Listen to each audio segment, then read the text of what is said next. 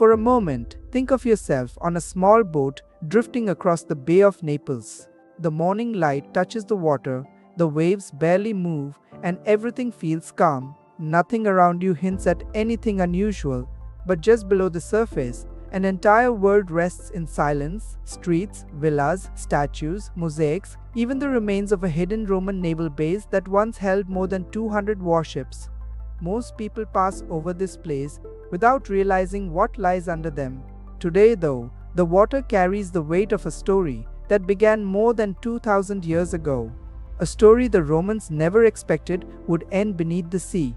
In this episode of HistivaWorld, we will explore the lost Roman city of Baiae and the secret harbour of Portus Julius, a place where luxury, power, and mystery still lie beneath the waves. If you're new here on HistivaWorld, then don't forget to subscribe to our channel and click the bell icon beside it to watch our upcoming videos. The year was 37 BCE. Rome was breaking apart from within civil wars, shifting loyalties, and power struggles at every corner. In the middle of this chaos stood a young strategist named Marcus Vipsanius Agrippa, a close partner of Octavian, the man who would eventually become Emperor Augustus. Agrippa understood something that many ignored. Rome could not win unless it controlled the sea, but training an entire fleet openly was risky. Enemies watched every movement, and spies spread across the coastline. He needed a place where warships could learn, prepare, and maneuver without foreign eyes tracking them. So he turned to a strange, volcanic region dotted with lakes and steaming hills. The Romans called it the Phlegrean Fields, the Burning Fields. With the help of architect Lucius Cocceius Octus, canals were carved to connect Lake Avano and Lake Lucrino with the open sea. The whole system stretched nearly 3 kilometers. When the water filled the channels, the quiet lakes transformed into a massive hidden harbour large enough to shelter over 200 warships. Rome named it Portus Julius. And from this secret base, Rome prepared for battles that would reshape history, including the decisive Battle of Actium in 31 BCE. Yet the most surprising part of the story was still ahead. This powerful harbour, Rome's silent weapon, would eventually slip beneath the sea. Not because of an enemy, not because of destruction, but because the land itself began to shift. Baiae, a coastal paradise where Rome's wealthiest citizens came to rest, plan, and indulge. Steaming hot springs, private pools, marble villas, vast party halls glowing with lamps. Baiae was famous for its pleasure and luxury. Nero vacationed there. Caligula staged extravagant spectacles. Senators met in thermal baths, and merchants built fortunes from the endless flow of visitors. Many later called it the Las Vegas of ancient Rome. But even a place that glittered this brightly had a quiet danger beneath it. Over time, residents noticed small changes. A courtyard stayed damp for too long. A storage room collected water. A garden disappeared under the rising shore. It wasn't a storm, and it wasn't an earthquake. The ground was slowly sinking, a natural process now known as bradyseism, caused by movements deep beneath the volcanic soil. The Romans didn't understand the science behind it. They only saw the shoreline creeping inward, and buildings settling lower and lower each year. By the 3rd century CE, the sinking accelerated. Temples, marketplaces, houses, columns, entire neighborhoods gradually slipped below the waterline. Yet something unexpected happened.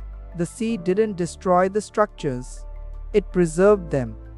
Because the descent was slow, many buildings stayed almost perfectly intact, as if lured into a protective vault of salt water and sand. Today, divers explore mosaic floors, statues, paved roads, fountains, collapsed bathhouses, garden outlines, all resting under the waves, frozen in time. This region is now one of the largest underwater archaeological parks in the world. The modern rediscovery began in 1956. Italian Air Force pilots flying overhead noticed rectangular shapes beneath the water's surface, forms too precise to be natural. That observation sparked decades of dives and studies. Archaeologists like Robert Hohlfelder explored the area in the 1970s, followed by major excavations in the 1980s. Slowly, the underwater city returned to human knowledge. In the early 2000s, the site was officially designated an underwater archaeological park. New findings continue even now. A long-lost mosaic recovered in 2023. A Roman bathhouse possibly linked to Cicero identified in 2025. A 90-meter breakwater built from recycled marble discovered in 2025. Even after 2 millennia, the city still reveals new pieces of its past. Portus Julius stands as proof of Roman engineering and military creativity. Baiae reflects the wealth, ambition, and complexity of Roman high society. And the slow sinking of the coastline reminds us of a truth that never changes. Nature moves on its own timeline. Rome commanded armies, ruled seas, and shaped continents. Yet it could not stop the land beneath it from shifting. Today, scientists study this region to learn more about volcanic activity, land movement, sea level changes, and even how ancient Roman concrete can inspire modern sustainable construction. A city that lived 2000 years ago is still teaching today's world. Now, return to that boat on the Bay of Naples. The waves are still gentle. The sunlight hasn't changed, but the water hides an entire chapter of history, quiet, preserved, and resting beneath you. A secret harbor built for war, a pleasure city built for comfort and ambition, a place where emperors walked, soldiers trained, and stories unfolded. Today, it sleeps under the sea, silent, waiting, and far from forgotten. And whenever someone says history belongs only on paper, remember that there's a city beneath the waves that tells its story without a single word. If you want to see more videos like this, subscribe to our channel and click the bell icon next to it.